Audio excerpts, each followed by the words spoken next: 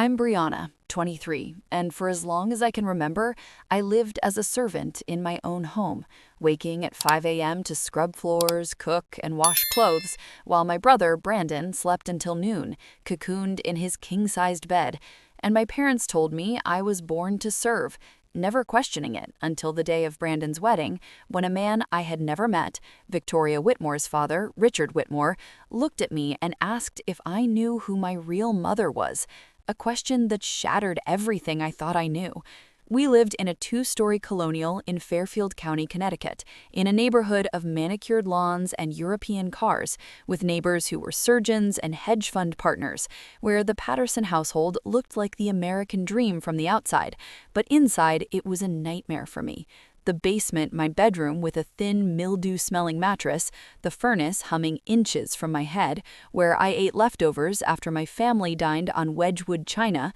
while my brother prepared for a privileged life I was denied. Homeschooled in name only, learning to read from discarded magazines and math from counting grocery change, with no identification because my parents claimed my papers were lost in a fire, leaving me vulnerable and invisible, subjected to strict rules taped to the basement door that forbade me from speaking unless spoken to, leaving the house without permission, or sitting at the table, punishable by the cane Gerald stored behind the cereal boxes. And even at 16, when I tried to leave with $17.32 I had saved, I was returned by police and starved in the basement for 3 days until I understood that without papers, I did not exist. So I complied, believing my place was to serve, never questioning my difference from the Pattersons, whose brown eyes and sandy hair contrasted with my green eyes and dark chestnut hair, until Brandon's wedding rehearsal, where I served champagne in a black uniform and white apron,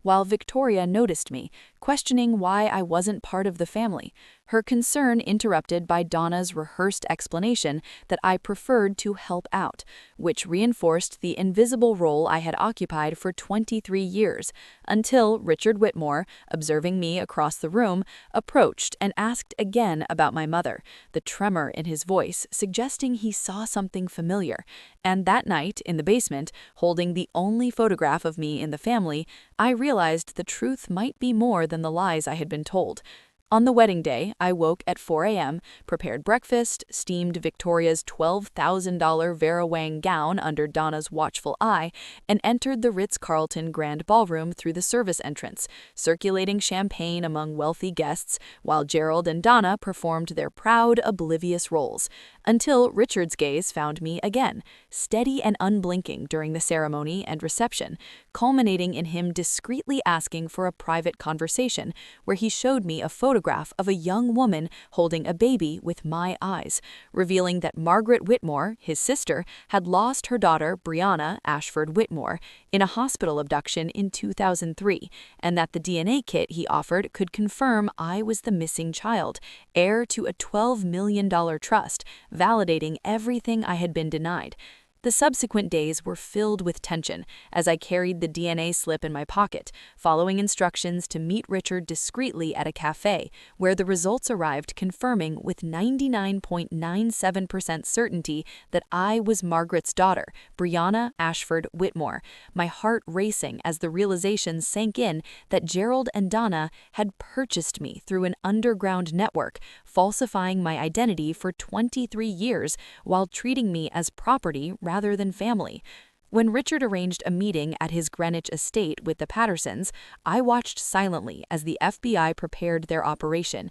Gerald and Donna unaware they were walking into the reckoning they had evaded for over 2 decades. And when they arrived, Richard calmly presented the DNA evidence and cold case files, revealing that no legal adoption or birth records existed, and within moments, FBI agents moved in, arresting Gerald for 18 years and Donna for 12 on charges of human trafficking, document fraud, and child endangerment, while their assets, including the Fairfield County home with its marble kitchen and the basement where I had lived, were seized. Brandon left unemployed and in debt, and I, for the first time, experienced freedom and validation, knowing I had a real family who loved me, a past not built on abuse and lies, but stolen identity and survival. And even as I returned to my old routines for 72 hours, awaiting DNA confirmation, every command, criticism, and punishment from Gerald and Donna carried a new weight,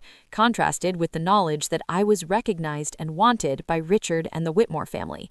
In that moment, I confronted the truths of my childhood, the false narrative imposed upon me, and the people who had claimed to love me, yet had trafficked, hidden, and oppressed me. And when the Pattersons begged me to acknowledge them, I saw clearly that they had never been my family, just the captors of my stolen life, while Richard prepared the legal proceedings to bring justice. And in the ensuing months, the FBI investigation, court testimonies, and trial confirmed the full extent of the Pattersons' crimes, including evidence that I was listed as inventory on a ledger tied to a $15,000 purchase. And when sentences were delivered, Gerald 18 years, Donna 12, the house seized, and Brandon stripped of his wealth and job, I finally grasped the depth of what had been stolen from me, my identity, my childhood, my chance at belonging. And yet I also grasped the truth that I was no longer invisible, that the green-eyed girl who had been told she was born to serve was now recognized, validated, and empowered, with legal recognition of my identity, access to my trust fund, and the knowledge that the Whitmore family, my real family, had never stopped searching. And while I navigated the aftermath, with Brandon seeking my help months later, I realized the power had shifted, that I no longer belonged to those who controlled me, and that the years of oppression and invisibility had culminated in a reckoning that finally gave me justice, dignity, and the chance to live a life of my own choosing, free from the basement, free from the lies, free from the Pattersons, finally claiming my name, Brianna Ashford Whitmore, my past acknowledged, my truth restored, and my future open to the possibilities that had been denied to me for 23 long years.